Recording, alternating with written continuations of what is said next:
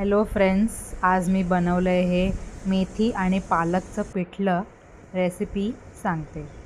पालक आणि मेथी अशी बारीक चिरून घेतली आहे।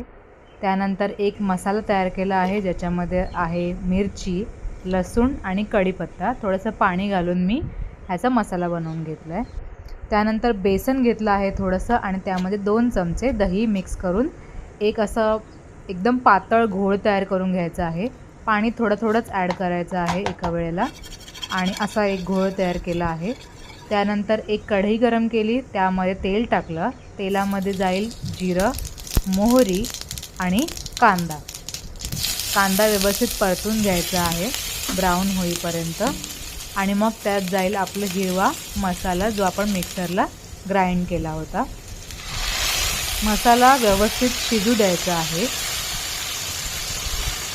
आणि त्यानंतर एक 2 ते 3 मिनिटानंतर आपण त्यात घालणार आहोत आपला कापलेली मेथी आणि पालक मिक्स। ओके, त्यानंतर आपण हळद घालणार आहोत आणि मग शेवटी आपण बेसनाचा जो घोळ तयार केला होता तो ॲड करणार आहोत। थोडं पाणी एक्स्ट्रा ॲड करायचं आहे।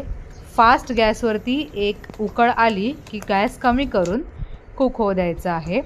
शेवटी मीठ घालायचं आहे आणि मग रेडी आहे तुमचं मेथी पालक घालून एक मस्त पिठलं तयार होतं। खूप छान टेस्ट येते, नक्की ट्राय करा।